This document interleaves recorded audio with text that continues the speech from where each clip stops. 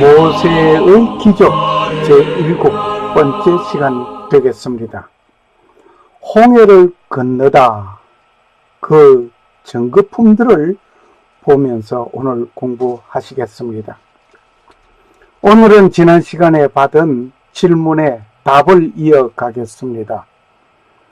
지난 시간에 홍해를 건넜다고 한다면 홍해의 지형을 알면 이런 말을 없었을 것입니다. 하나님의 능력을 과장되게 설명한다는 말을 들었습니다.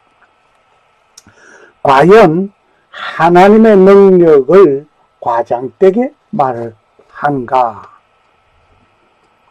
아니면 무식에 소치해서 말을 하는지, 이미 지난 시간에 큰 동풍을 불어 홍해 물을 갈라 놓았다는 말씀을 과학 실험과 결과를 보면서 우리는 공부해 왔습니다. 이것만 보더라도 하나님의 그 능력을 과장되게 말하는 것이 아니라고 하는 말을 드리겠습니다.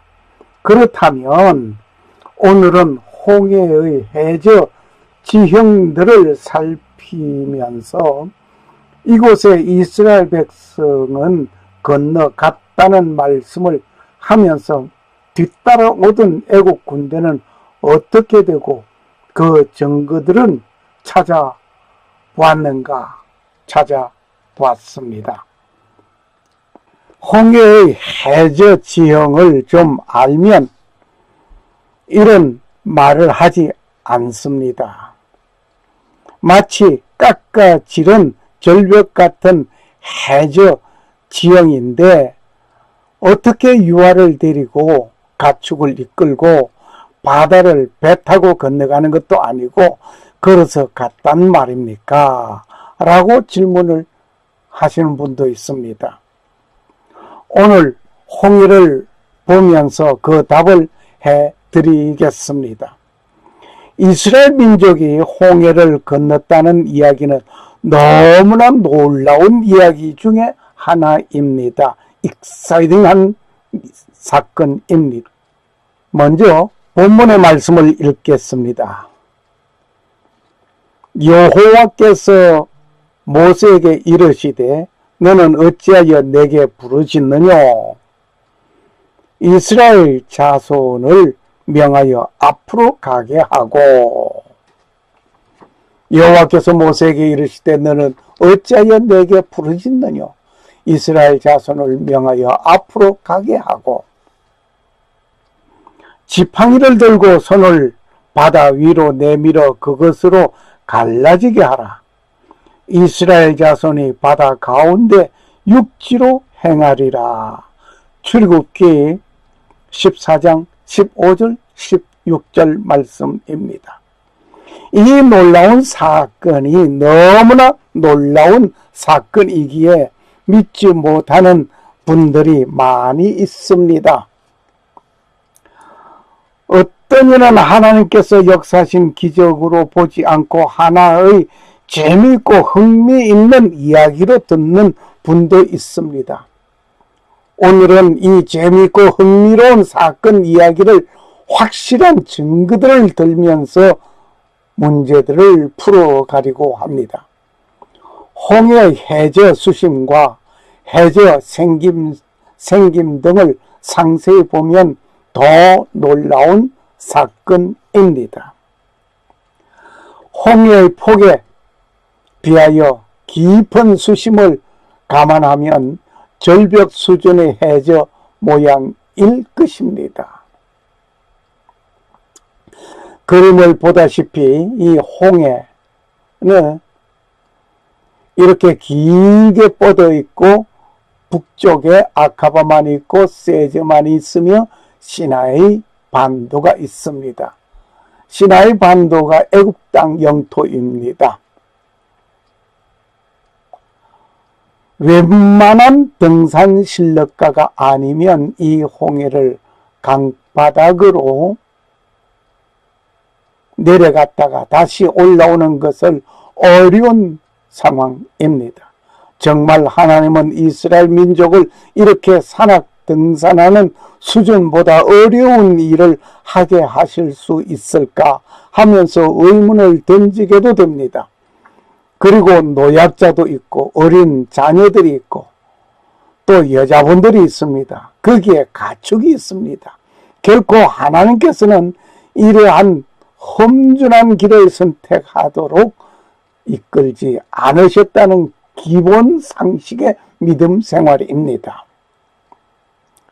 하나님을 믿는 사람이라면 출애굽한 이스라엘 민족 약 250만 내지 300만 명의 순조로운 홍해를 건너가도록 하시는 것이 하나님의 능력이요 기본입니다. 라고 먼저 생각해 봐야 하겠습니다. 홍해 주변 국가와 수심 등을 참고해 보려고 합니다. 그리고 이스라엘 민족이 출애굽하여 하룻길을 나와서 숫곳이라는 곳에서 인원 점검을 하고 하나님께서 인도하는 불과 구름 기둥을 따라 간 곳은 지금 이름 누에이바입니다. 홍해를 건너기 전에 시내산에 오지 못한 상태입니다. 홍해를 건너고 난 후에 시내산에 간 것입니다. 그런데 성경 기록에 홍해를 건너고 시내산에 온 것으로 기록하고 있는데 시나이 반대에 있는 시내산에서 머문 것으로 된 것을 설명하는 자가 많습니다. 저도 옛날에는 처음에는 그렇게 생각했습니다. 잘못된 논리입니다. 과거에 저도 그렇게 말을 하던 자였습니다. 그렇게 말을 하던 자는 많은 의문을 던지고 질문을 하던 자였습니다. 그 당시에 저의 질문들을 다음과 같이 한번 열거해 보겠습니다. 첫 번째, 시나이 반대에 있는 시내산은 행정적인 구역으로 애국 국경 내에 있는 것입니다. 애국 국경 내에 있는데 시나이 반도에 있는 시내산에서 머물렀다. 출애굽한 것이 아니죠. 모세는 미디안으로 망령 갔습니다. 40년 생활을 하던 왕궁의 생활을 그는 살인자로서 바로의 눈을 피해서 피신 갔습니다. 그 간 곳이 미디안입니다. 이 미디안은 아라비아에 있는 미디안입니다. 국경을 넘어간 거죠. 그 미디안은 홍해 건너편 사우디아라비아에 있습니다. 모세가 그곳에서 이곳으로 출입하면서 목양할 수 있을까요? 천만한 얘기입니다. 천만 다행히 되었으면 좋겠는데 그렇지 못합니다. 출발한 이스라엘 민족은 이곳 시내산까지는 홍해를 건너올 이유가 없습니다. 육로를 이용해서 바로 오면 되는 것입니다. 육로를 이용해서 바로 이곳으로 오게 되면 되는 거예요.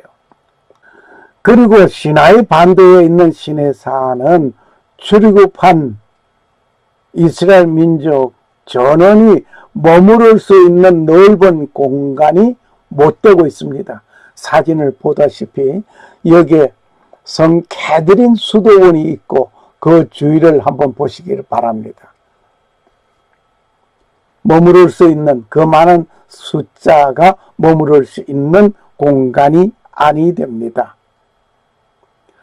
그리고 이스라엘 민족이 40년 동안 한 곳에 머물러 가만히 있다가 이동한 것이 아닙니다. 애굽 영토 내에 있는 민족, 이스라엘 민족, 모세는 애굽 군대에 의하여 잡혀가고 말았을 것입니다. 40년 동안 바로가 가만히 있었겠느냐 말입니다. 머리바에서 물 사건을 우리는 잘 알고 있습니다. 머리바의 물 사건 역시 시나이 반도에 있지 않습니다. 어디에? 아라비아에 있습니다. 모세는 망명 40년 생활을 할 때 장인 이드로의 집에서 처가살이를 하였습니다. 이 처가살이 하던 이드로의 집이 역시 시나이 반도에 있지 않고 사우디 아라비아 미디안에 있습니다. 등등 의문점들이 수없이 나타나고 있었습니다.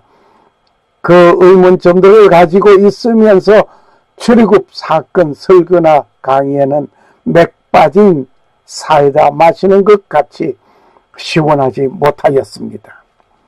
그런데 이 확실한 사건을 알고 난 후에는 한순간 의문점을 해결하였습니다.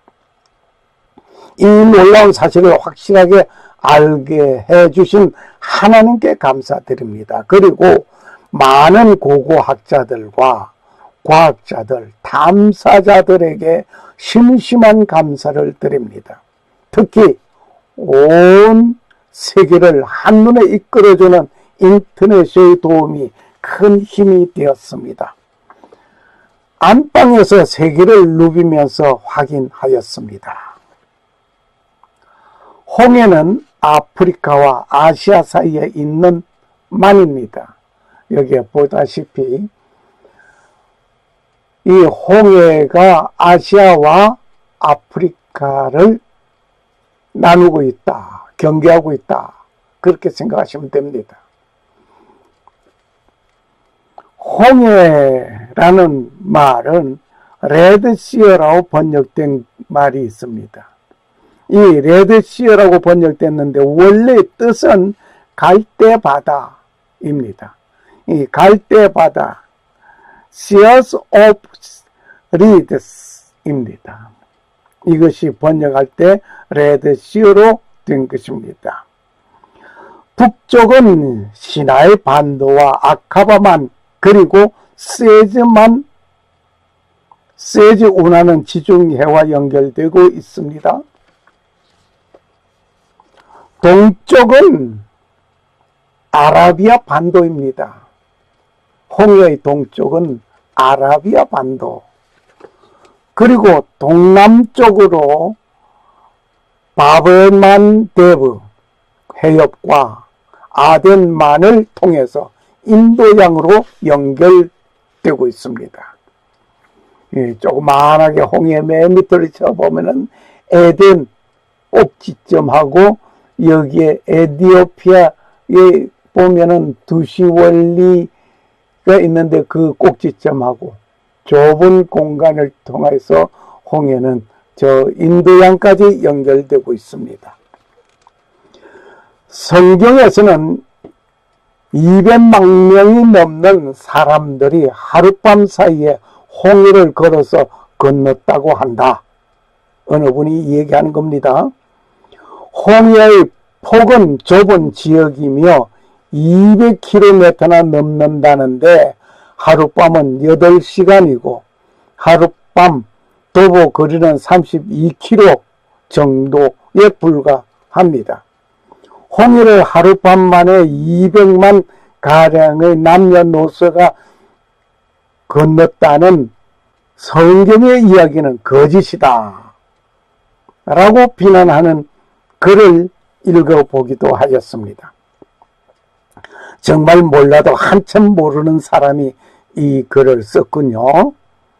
이렇게 비난하는 사람은 좀 더 세밀하게 검토해 보지 아니하고 그냥 느끼는 감정으로 한 말이라고 봅니다. 그리고 이러한 기록문을 발견한 보고서들은 읽어보았다면 좋겠는데 읽어보지 않았습니다. 홍해를 건넌 사건을 기술한 고대 시나이 암석 기록문이 발견되었습니다. 지금 그 발견한 분이 책을 쓴 책 내용의 일부를 보여드립니다. 스테미 박사는 홍해에서부터 지리적으로 자연스럽게 이어진 위치인 와디 시드리를 방문하고 시나이와 팔레스타인이라는 저서에서 다음과 같이 썼습니다.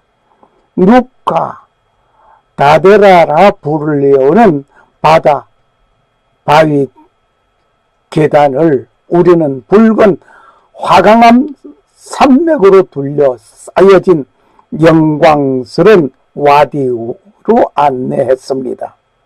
암석이 사암으로 바뀌는 바로 그 와디 시드리의 중간 지점에서 나의 눈을 첫 번쩍 거리게 하는 기록문을 보게 된 것입니다.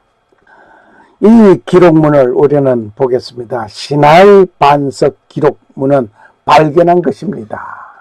그 기록문에 뭐라고 쓰여져 있는 거 아니? 바람이 불어와 바다가 두 개로 갈라져 사람들이 건너갔다.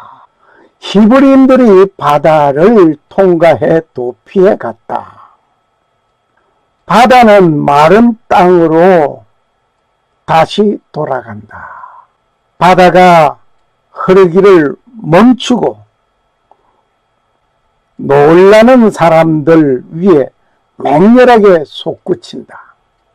놀라는 사람들 위에 맹렬하게 솟구친다. 바닷물이 출렁거리는 것을 그리고 있네요. 사방에서 떼지어 사람들이 모여들었다. 사방에서 떼지어 사람들이 모여들었다. 지도자가 바다를 두 동강 내고 바닷물을 융융하게 하고 사람들이 들어가 물 가운데를 통과한다. 모세는 사람들의 빠른 날개를 단 타조가 크게 울부짖듯이 서두른다. 이하 생략되지만은 여기까지만 보더라도 출굽 기록한 그 사건 내용을 함축하여서 써놓은 것으로 보여집니다. 홍해는 아프리카 대륙 북동부와 아라비아 반도 사이에 있는 좁고 긴 해역입니다. 보다시피 좁고 긴 해역. 면적이 약 43만 8천 km²에 달합니다. 홍해는 이집트의 세지에서 바브엘만데브 해협까지 약 2100km 거리를 남동쪽으로 뻗은 후 바브엘만데브 해협을 거쳐서 아덴만 및 인도양으로 연결됩니다. 홍해의 최대 넓이는 304km. 홍해의 최대 제일 넓은 폭이 304km. 서쪽으로는 이집트, 수단, 에티오피아의 해안과 접하고 있습니다. 서쪽으로 에티오피아. 동쪽으로는 사우디아라비아 및 예멘의 해안과 이웃하고 있습니다. 예멘, 사우디아라비아. 저 위쪽에 빨갛게 원을 그려놓은 저것은 이스라엘.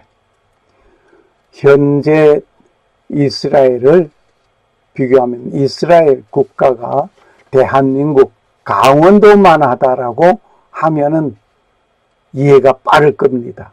거기에 비해서 사우디아라비아가 얼마나 넓은 영토를 가지고 있습니까? 이집트 어떻습니까? 엄청납니다. 시리아도 어떻습니까? 조그마한 나라이지만은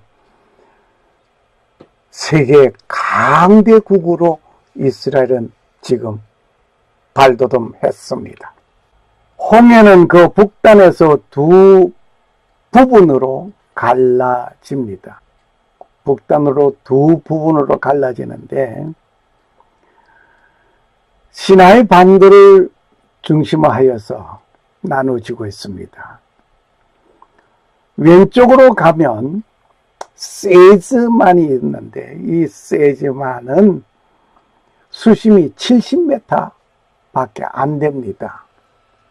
얕은 곳입니다. 그런데 동북쪽에는 아카바만이라고 하는데 이는 1850m입니다. 비교가 될 수 없는 엄청난 수심의 깊이입니다. 제가 처음에 자료를 볼 때 185m를 내가 잘못 봤나? 하고 내 눈을 의심하기도 했습니다. 세제 운하는 세즈만과 북쪽의 지중해를 연결하여서 홍해를 통해 유럽과 아시아 사이의 해상 교통을 가능하게 한 것입니다. 북위 25도에서 16도의 중부 해역 해저 지형은 온통 울퉁불퉁한 바위투성입니다. 주요 해구가 구불구불한 모양으로 뻗어 있으며 해안선은 불규칙합니다. 보다시피 지도에 이렇게 보다시피 이렇게 울퉁불퉁하죠. 주요 해구가 구불구불한 모양으로 뻗어 있으며 해안선은 불규칙하며 최대 수심은 3040m입니다. 제일 깊은 곳이 말입니다.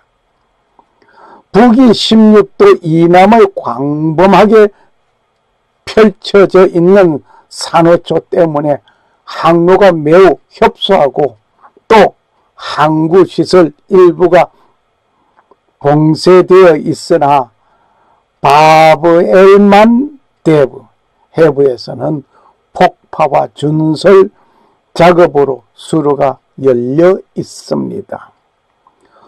홍해로 유입되는 강이 없습니다. 사막 기후로 강우량도 부족한 상태이지만 아덴만에서 바브엘만 대부 해협의 동쪽 수로를 통해 유입되는 해수로 연 2000mm가 넘는 정발 소실량이 보충되고 있습니다. 참 놀랍습니다. 홍해 해역에서는 세 가지 유형의 광물 자원이 발견됩니다.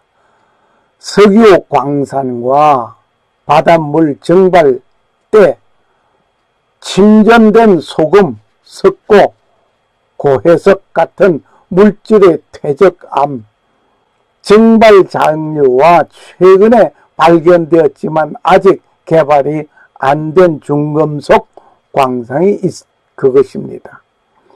중금속과 광상은 깊은 해구 바다의 연리 속에 묻혀 있습니다. 홍해는 성경과는 아주 인연이 많은 바다입니다. 성경과 아주 인연이 많습니다. 이스라엘은 몇 번이고 이 홍해를 걷는 것이 하나님의 은총으로 희생하고 있습니다.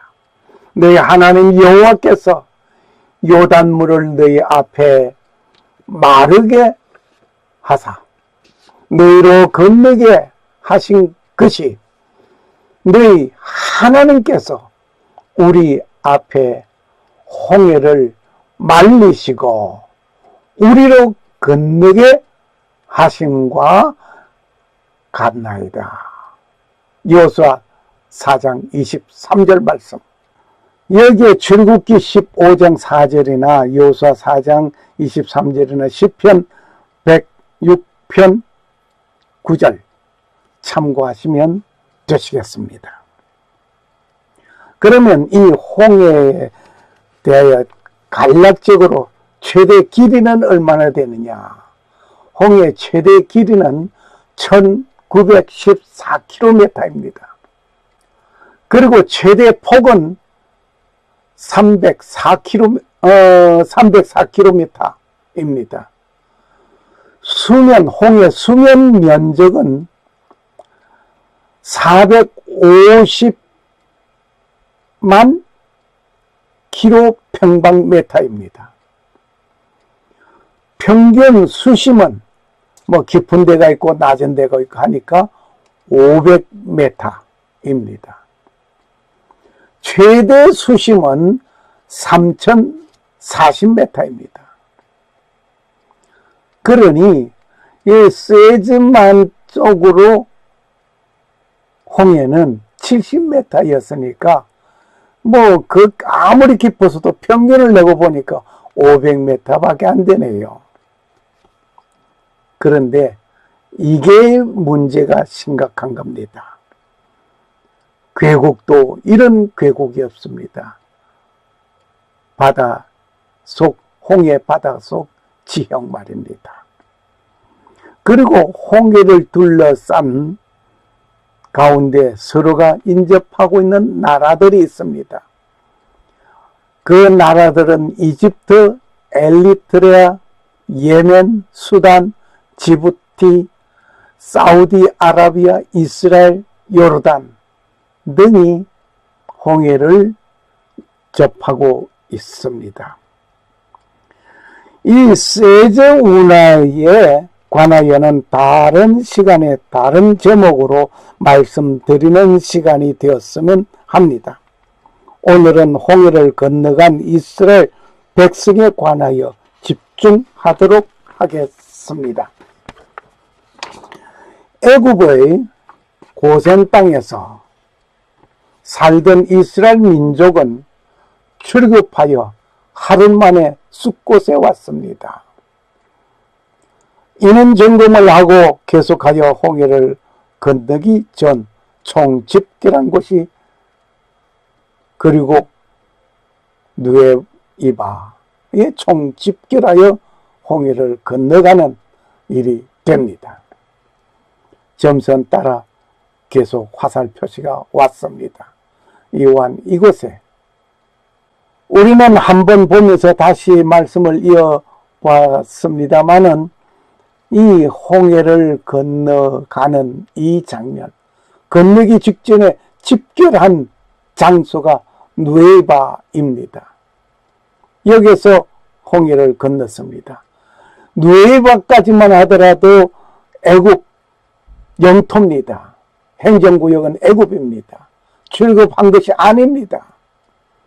계속해서 행보를 걸어왔습니다. 이제 출입할 겁니다. 홍해를 건너가면 국경을 넘어가는 것이기 때문에 출입하는 것입니다. 하나님은 이 산에서 나를 섬기리라.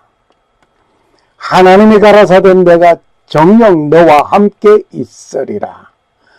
네가 백성을 애굽에서 인도하여 낸 후에 이 산에서 하나님을 섬기리니 이것이 내가 너를 보낸 증거니라. 출애굽기 3장 12절 말씀입니다.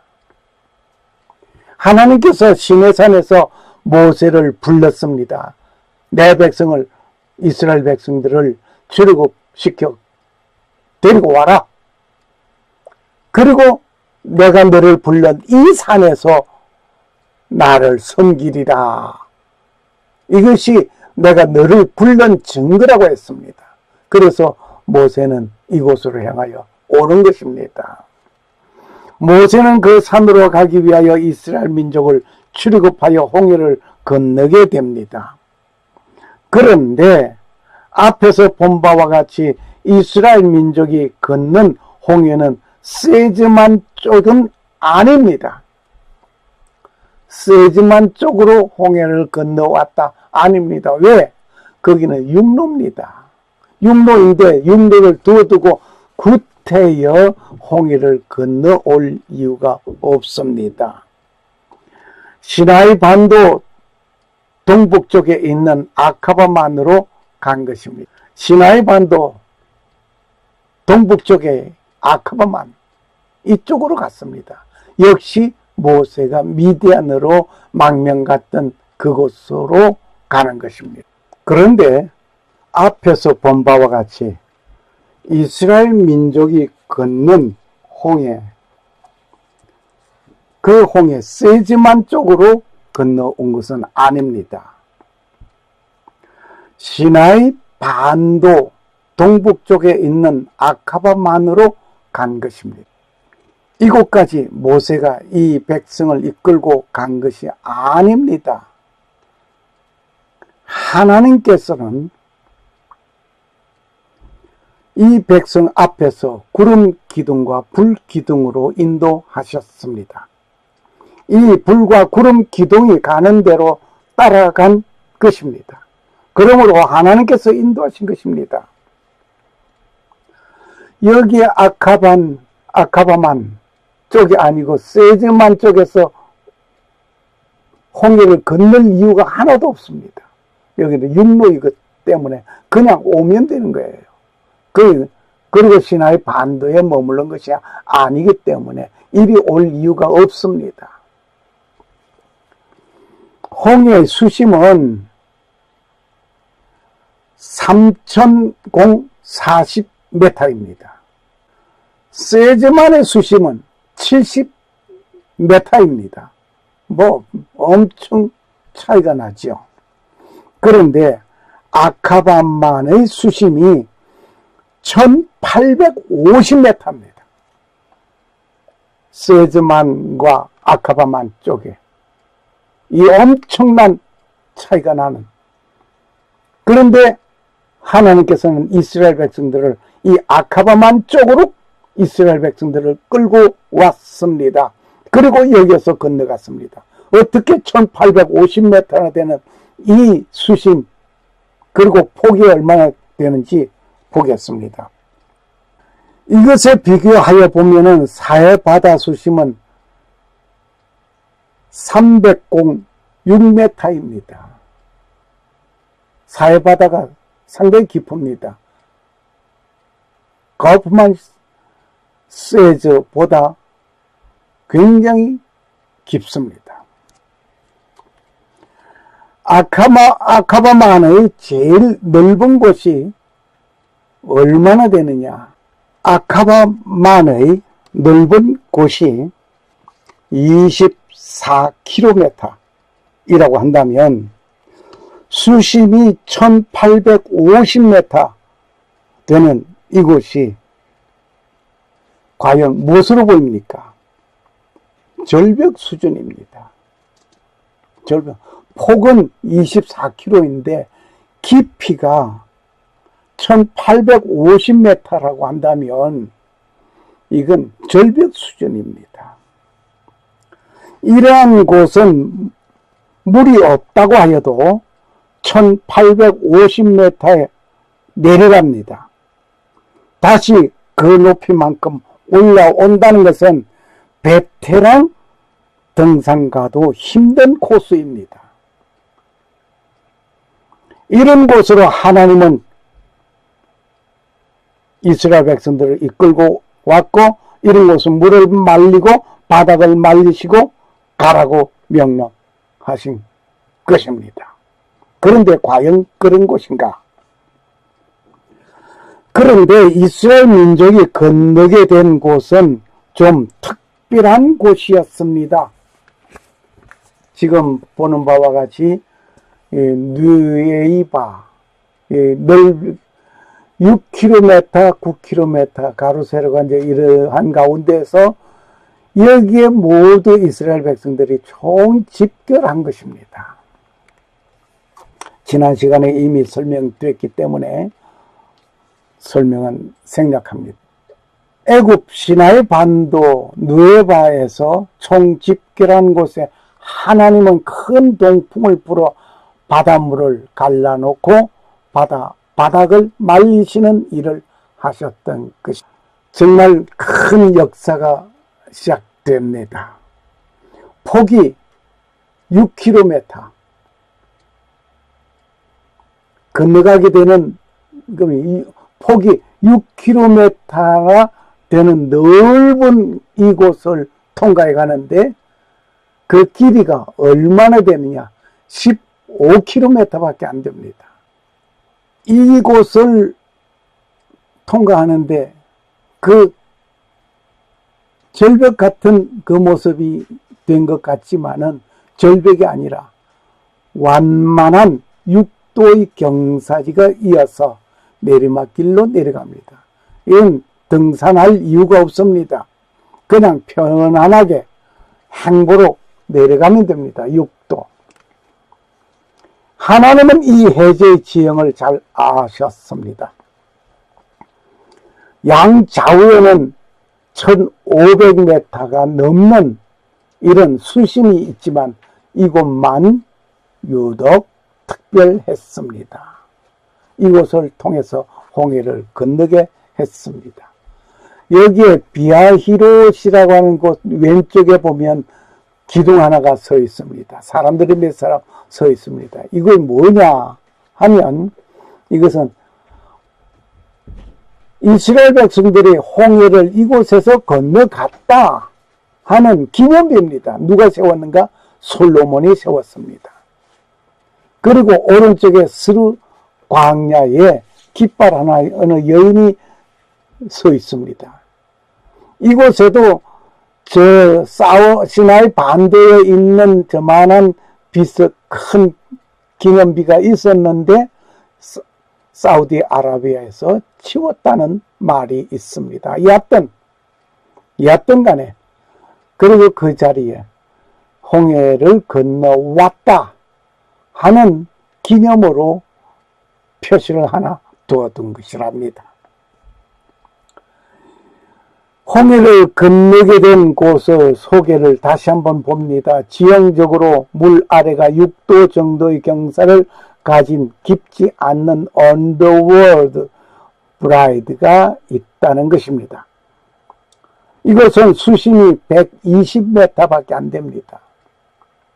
그 수심이 엄청 양좌우에는 1850m나 되는 엄청난 수심이 있지만은 요 건너가는 요 자리만 120m. 뭐 비교가 돼도 보통 비교가 아니죠. 엄청나게 차이가 납니다. 자, 이것을 보면서 이것이 사람들이 만들어 놓은 얘기가 아니라 이것은 과학자들이 탐색자들이 이미 발굴해 놓은 것입니다. 그 성경 기록을 지금 이것이 맞다 하고 성경 기록을 증명해 주고 있는 것입니다. 홍해를 건너갔으면 건너온 쪽에도 있어야 하는데 역시 초라하게 깃발 하나가 놓여져 있습니다. 이스라엘 민족이 총집결하여 홍해를 건너간 곳을 기념 세웠습니다. 다시 보죠. 솔로몬의 기둥이 여기에 솔로몬이 기념비를 세웠습니다. 누에바의 기념비를 세웠습니다. 이 기념비가 세워진 곳, 이것은 애굽 영토 시나이 반도입니다. 그리고 홍해를 건너갔으면 건너온 쪽에도 있어야 하는데 역시 초라하게 깃발 하나가 세워져 있습니다. 이 이야기로 이곳에도 애굽 쪽에 있는 것 같이 큰 기둥이 있었는데 사우디 정부에서 그것을 치웠다는 말이 있습니다. 아무튼 이스라엘 민족은 이렇게 홍해를 건너갔습니다. 이렇게 건너간 이들이 이제 출애굽한 것입니다. 애굽을 떠나간 거자 말입니다. 누에바에 모이기까지 모두가 총 집결한 이 순간까지도 출애굽한 것은 아닙니다. 이스라엘 민족을 추격해 오던 애국 군대를 막기 위하여 하나님께서는 앞서가던 불기둥이 이스라엘 진영 뒤로 갔습니다. 그래서 불기둥이 이스라엘 진영과 애국 진영 그 사이에서 더 침범해 오지 못하도록 막았습니다. 이스라엘 진 앞에 행하시던 하나님 사자가 옮겨 그 뒤로 행하매 구름 기둥도 앞에서 그 뒤로 옮겨 애굽 진과 이스라엘 진 사이에 이르러 서니 저편은 구름과 흑암이 있고 이편은 밤이 광명함으로 밤새도록 저편이 이편을 가까이 못하였더라. 출애굽기 14장 19절 20절 말씀입니다. 하나님께서는 이스라엘 민족을 출애굽시키시고 갈 길을 인도하시고 또 싸우셨습니다. 하나님이 역사하신 것입니다. 그리고 이스라엘 민족을 사로잡으려고 강팍한 애국 왕의 군대가 홍해를 걸어서 가는 이스라엘 민족의 뒤를 따라가던 군대는 수장되었습니다. 여호와께서 모세에게 이르시되 네 손을 바다 위로 내밀어 물이 애굽 사람들과 그 병거들과 마병들 위에 다시 흐르게 하라 하시니 물이 다시 흘러 병거들과 기병들을 덮되 그들의 뒤를 쫓아 바다에 들어간 바로의 군대를 덮어 하나도 남기지 아니하였더라. 출애굽기 14장 26절에서 28절 말씀입니다. 하나님께서 아브라함에게 말씀하신 것이었습니다. 네 자손이 이방에서 객이 되어 그들을 섬기겠고 그들은 400년 동안 네 자손을 괴롭게 하리니 그 섬기는 나라를 내가 징치할 것이며 그 후에 네 자손이 큰 재물을 이끌고 나오리라. 창세기 15장 13절 14절 말씀을 참고하시기 바랍니다. 이렇게 하나님은 자기 백성을 괴롭게 한 자를 징치하셨습니다. 이 말씀을 하실 때 하나님께서 아브라함에게 말씀하실 때 아브라함에게는 자식이 없었습니다. 창세기 15장 16절을 보면 잘 알 수가 있습니다. 아브라함의 후손 4대 만에 출애굽하게 될 것을 하나님은 말씀하셨습니다. 아들도 없고 딸도 없는 아브라함에게 네 자손이 하늘의 별과 같고 바다의 모래같이 많으리라. 그리고 4대 만에 네 후손 4대 만에 다시 나오는데 네 후손 나오는 인원이 엄청나리라고 하는 것도 말씀하셨습니다. 큰 민족을 이루어 나오게 될 것을 말씀하셨습니다. 뿐만 아니라 아브라함에게는 아무도 없는 후손을 이어갈 수 없는 그런 상황에 하나님은 말씀하셨습니다. 자식도 없는 자에게 네 후손이 어떠한 고난을 받을 것도 말씀하셨습니다. 미래가 보이지 아니하는 것 같지만 하나님은 하시면 모든 것이 가능한 것입니다. 하나님이 하시면 됩니다. 사람이 하려고 하면 안 되지만 하나님이 하시면 됩니다. 여기서 한번 생각해보고 지나갈까요? 네 자손이 이렇게 많으리라 하니까 지금 우리 집에서 길리오는 아이가 있습니다. 쟤를 키워서 후손을 삼겠습니다. 아니다. 네 씨다. 네 씨다. 그래서 사라하고 의논을 하고 씨라고 아브라함의 씨에서 이루어진다고 했으니 그럼 나는 단산됐고 어쩔 수 없다. 내 몸종을 아기 바지로 아브라함의 품에 넣습니다. 아브라함의 품에서 나온 씨였기 때문에, 아브라함의 씨였기 때문에 이스마엘. 하나님께서 그것도 아니다. 사라가 아기를 베어서 네 씨를 낳게 된다. 이런 얘기입니다. 사람이 하려는 것은 전부 깽판이 된 거예요. 안 되는 거예요. 이스마엘의 후예가 지금 어떠하고 있습니까? 굉장히 세계를 어지럽히고 있죠. 이렇게 이스라엘 민족은 430년 만에 출애굽하게 된 것입니다.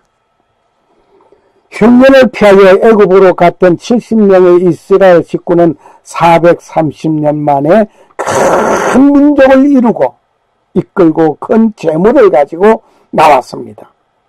이제 마지막 애국 국경을 걸어서 넘어갑니다. 그들의 수장된 흔적들, 이스라엘 백성들은 이 바다를 가르고 지나갔습니다. 그런데 뒤따라 오던 애국 군대는 어떻게 되었습니까? 해저 탐사자들이 홍해 바다 바닥에 잠수하여 얻은 귀한 자료들을 오늘 이 시간 몇 카트 보여드리겠습니다. 이스라엘 백성들을 따라가던 애국 군대는 이렇게 수장되어집니다.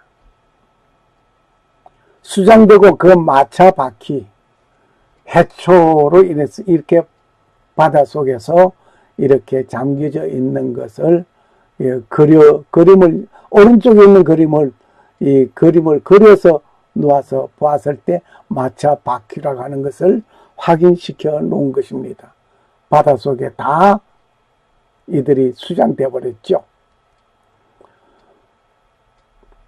역시 똑같은 모습 얘기입니다. 오른쪽에 있는 것은 그림을 그려서 마차 바퀴를 그려놓은 것이고, 왼쪽에 있는 이렇게 해초로, 산호초로 만들어져 있는 것을 놓은 것입니다. 역시 그림을 그려 놓아 본 것입니다. 왼쪽에 있는 것은 실제 바다 속에 있는 것이고, 오른쪽에는 그 그림 위에 이렇게 바퀴를 그려 놓아 본 것입니다. 이렇게 바다 속에 애굽의 마병들이 타고 가다가 전부 수장되어 있는 것이 지금 바다 속에 저장되어 보관되어 있음을 이렇게 찾았습니다. 홍해를 건너는 자들은 다 뒤따라가던 자들은 바다 속에 그들의 흔적을 남기고 말았습니다. 그들의 흔적을 남기는 마차바퀴, 해초에 의하여서 부식되어 있지만 그 형태가 홍해 바닥에서 그 흔적을 남기고 있습니다. 탐사자가 해저 탐사 가운데 얻은 사진 자료들입니다. 심지어 사람 뼈도 여기에서 발견되었습니다. 어떤 동물의 죽은 뼈가 아니라 사람의 뼈였습니다. 만일 이스라엘 민족이 세즈만 쪽으로 홍해를 건너올 이유는 없지만 그곳으로 건넜다고 한다면 심각한 문제들이 발생하였을 것입니다. 왜냐하면 세즈만은 지금 세즈 운하가 뚫려 있습니다. 하루에도 엄청난 많은 큰 배들이 항해를 하는데 수장된 그 애국 군대 마차들이 그대로 남아 있겠느냐. 하나님은 이것이 세즈 운하가 뚫려서 지중해와 연결될 것까지도 아셨습니다. 이스라엘 민족은 하나님께서 시내산 반도 동북쪽으로 인도함을 받아왔습니다. 이곳 아카바만 쪽에는 더 이상 통로가 없어 막혀 있는 곳입니다. 이곳 아카바만 쪽으로 하나님은 이끌고 왔습니다. 왜? 이곳에 놀라운 것을 바닷속에 보관시켜 놓게 하기 위한 것이었습니다. 이렇게 하나님의 말씀을 한치 오점 없이 이루어 주셨습니다.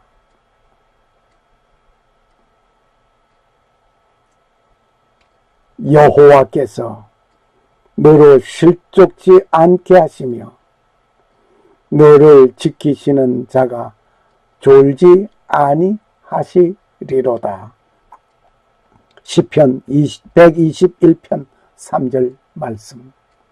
하나님은 졸지도 아니하고 우리는 졸 수 있지만 하나님은 졸지도 아니하고 실족하지 않고 그대로 한결같이 어제나 오늘이나 영원토록 변함없는 그 하나님의 뜻과 그 섭리, 오늘 그 하나님을 영접하시기를 주님의 이름으로 축원합니다. 샬롬. 감사합니다.